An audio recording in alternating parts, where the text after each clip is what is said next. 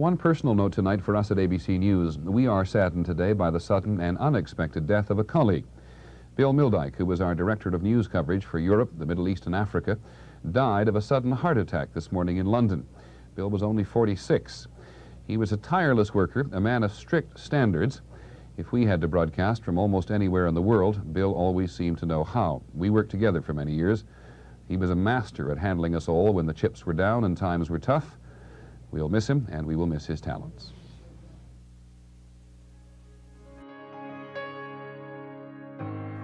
Though he died at just 46, Bill Milldyke had made it to a national level of renown among network journalists. Promoted to Director of News Coverage for Europe, Africa, and the Middle East the year before his death, Bill had come a long way from his start in Kearney, Nebraska. Born in 1937, John William Milldyke, Jr., known as Bill to avoid confusion with his father, was a precocious, doted-on only child. He excelled in speech and drama and expanded his interest to broadcasting while studying at Kearney State College, where he helped start the campus radio station in the mid-50s. His additional on-air work for KGFW and KHOL while he was still in school cemented his love for radio and television.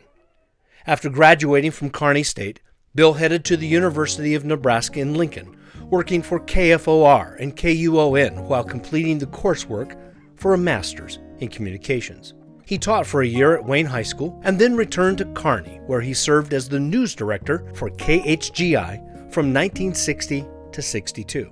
From 62 to 68, Bill worked as the news director for ABC affiliate WOI-TV in Ames, Iowa. He also taught broadcast journalism at Iowa State University during this time. While he was in Iowa, Bill gained regional prominence as the anchor for the News at 10 and drew the network's attention with high-profile stories and documentaries like Focus, A Question of Color, a collaboration with Asheville, North Carolina's WLOS-TV about Harvey Gantt's court battle to bring racial integration to Clemson College. ABC News noticed Bill's talent, inviting him to join their Washington, D.C. bureau as an assignment editor and news director in 1968. In 1971, ABC moved Bill and his family to London, England, where Bill served as an assignment editor, field producer, bureau chief, and eventually director of news coverage for Europe, Africa, and the Middle East. Bill oversaw bureaus in London, Johannesburg, Cairo, Tel Aviv, Rome, Beirut, Frankfurt, Paris, and Warsaw. Bill Milldyke has more. Here's Bill Milldyke in London with the details. Once more, as Bill Milldyke reports from London, ABC's Bill Milldyke narrates this report. Bill Milldyke reports from London. It's also likely to increase the rate of inflation that has been so high. Bill Milldyke, ABC News, London.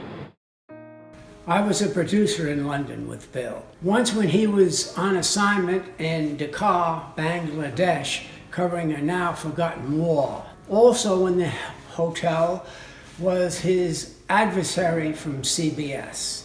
A few days after being there, Bill discovered that CBS had bribed the telegraph and telex office. Bill was no longer able to send nor receive any communications. So what to do? The next day, the hotel elevator operators would not allow CBS to ride. He had to walk up and down and up and down from the lobby to his room on the 9th floor.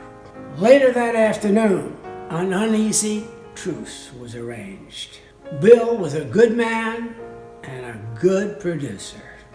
During his career, whether on the air or behind the scenes, Bill covered many major news stories, including the Vietnam War and its peace talks in Paris, overseas presidential visits, the Apollo-Soyuz flight in Moscow, the signing of the Helsinki Accords, the Soweto uprising in Johannesburg, national political conventions, the Iran hostage crisis, the declaration of martial law in Poland, and many others. I'm so glad to know that Bill has been recognized for his great career in broadcasting. I worked with Bill during the 1970s as his assistant and editor, traveling all over the world. Whether it was a mad dash to transmit our stories from the BBC in London, ORF in Paris, or a myriad of other places. An insane dash to Jerusalem from Tel Aviv comes to mind. We both thought we would die on that journey, as the crazed driver made it in record time. Bill organised some very complex broadcasting events amid piles of equipment temporarily assembled in an otherwise empty room. Quite a few pioneering firsts as broadcasting from new places became possible. Bill was great to be with, whether in a Middle East war, a previously unvisited location, or familiar territory. I still miss him. Bill Milldyke was the head of ABC's London bureau when I joined the foreign desk at ITN. We were associated with ABC at that time. Bill was generous with help and advice to a rather inexperienced colleague. I would often get a tip-off when a big story broke in the US, a quiet phone call telling me about a feed ABC was taking on which we could hitch a ride. Bill also admired some of our foreign correspondents. I remember standing next to him in ITN's Master Control, watching a piece from Mike Nicholson in Vietnam, feeding in from Hong Kong. "You have some cool cats, don't you?" he said. After a while, I got frustrated with what I thought was lack of promotion.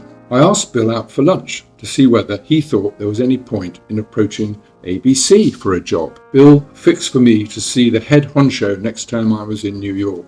Bill had yet again delivered, a thorough professional and a good friend. Despite his worldliness, Bill valued his Nebraska roots. He was honored to deliver the Avery Lecture in Lincoln in 1974, to be featured in a Kearney Hub article a few years later, and to be named as one of the Kearney State Distinguished Alumni in 1982. Though he died in London, his official funeral was held in his hometown. He is buried in the Kearney Cemetery near his family and lifelong friends. Congratulations to Bill Milldyke on his induction into the Nebraska Broadcasters Association Hall of Fame, class of 2021.